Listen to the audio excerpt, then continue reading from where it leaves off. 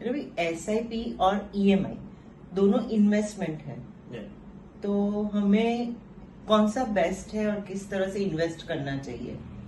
सही बात है। एक डर वाला इन्वेस्टमेंट है और एक अपनी इच्छा से किया हुआ इन्वेस्टमेंट है। यस। EMI ऐसा रहता है कि आपने अगर हाउस लोन ले लिया तो आप 20 साल तक भरते ही रहोगे, उसमें आप कभी मिस नहीं करोगे, क्योंकि उसमें आपकी इज्जत दांव पे लगी रहती है कि आपने EMI नहीं भरा तो आपका घर चला जाएगा, आपकी गाड़ी कोई लेने आ जाएगा वापस। तो आपको डर है कि मैंने ये सब नहीं भरा तो सोसाइटी में पता चल जाएगा कि मेरा नाम खराब हो रहा है, इसलिए आप उसको 15 साल 20 साल जो भी हो रेगुलरली आप भरते जा रहे हो। वो डर वाला है।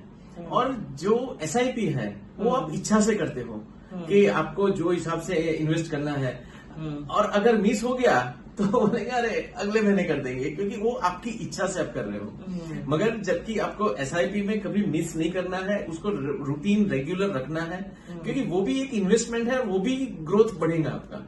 तो आपको हम जब इन्वेस्टमेंट करने के लिए जब मिलते हैं किसी भी क्लाइंट से, तो उनका वैसा ही रहता है, नहीं नहीं नहीं आप कर दो, कोई टेंशन नहीं है, वी आर देयर, हमको कोई रिस्क नहीं है, ऐसा नहीं वैसा नहीं। मगर जब भी पोर्टफोलियो जब डाउन होता है SIP का, अगर 5% भी गिर गया तो सबसे पहले उसका फोन आता है, अरे रे मार्केट तो गिर गया। अरे भाई तू तो पहले से बोल रहा था कि मुझे कोई डर ही नहीं है इसके अंदर। और अगर आपको रिश्ते लंबे निभाना है तो अपेक्षा कम कर दो। वॉरेन बफेट ने ये स्टेटमेंट बोला था कि आपको अगर रिश्ते लंबे निभाना है तो उसकी अपेक्षा कम कर दो, कि आप उसको देखना बंद कर दो कि भी SIP आपने किया है तो 1 साल के बाद कितना हुआ, 2 साल के बाद कितना हुआ। क्योंकि आप जब SIP चालू करते हो तो आपके दिमाग में फर्स्ट ऑफ ऑल वही रहता है कि उसको आपको 15 साल के 20 साल के लिए कंटिन्यू करना है। तो फिर आप हर साल पे देखने के लिए क्यों आ जाते हो कि भाई मेरा कितना बढ़ रहा है। मैं एक एग्जांपल दूं कि एक फ्रेंड था जिसका 1 लाख रुपए सैलरी थी। ओके। तो वो मेरे पास आया और वही कि इन्वेस्टमेंट करना है। जब इन्वेस्टमेंट करना है ना, वेरी एक्साइटेड रहते लोग कि आज मैंने 1 डाला तो कल 2 लाख मिलने वाले ही है। यानी तो उसने बोला कि कितने टाइम तक करना है, तो उसने बताया कि 20 साल तक करना है, मुझे कुछ देखना नहीं है, मेरा वो पैसे ऐसे ही पड़े हुए हैं, सैलरी अच्छी आ रही है, तो आप उसको अच्छे से कर दो। तो मैंने बोला ठीक है। तो हमने वो हिसाब से प्लान किया, क्योंकि हर एक क्लाइंट का रिस्क फैक्टर अलग रहता है। हमने प्लान किया और 1 साल के बाद वो आया कि भाई रवीश भाई इसमें तो ओनली 3 या 4% ही मिल रहा है साल का। तो मैंने बोला अच्छा है ना। तो बोले क्यों, आप तो बोल रहे थे ना कि SIP 12 से 15% देता है।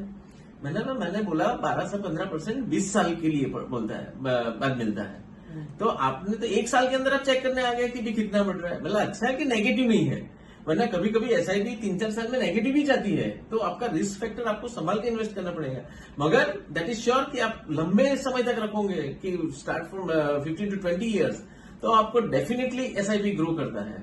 दैट मीन्स कि 20 ईयर्स के बाद भी SIP इतना ग्रो करेगा कि जो आपका लॉस भी हुआ होगा वो सब रिकवर होगा, और आपको उसका 20-25% CSR मिलेगा।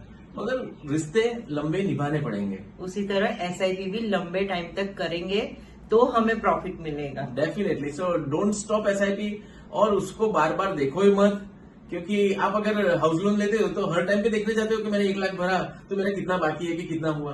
वो नहीं, वो जाते जाता है। मगर वो एक डर है EMI में आपका, कि EMI आप इसलिए रेगुलर भरते हो कि समाज से आपको डर लगता है कि अगर वो बैंक वाला घर पे आ गया तो पड़ोसी क्या बोलेगा।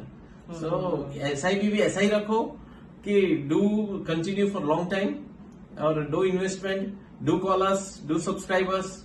अच्छे अच्छे वीडियोस देखना है तो we are there to support you. आपके अच्छे गोल्स करना है तो कैसे इन्वेस्ट करना है, we will guide you. Do come to our office. Thank you. Thank you.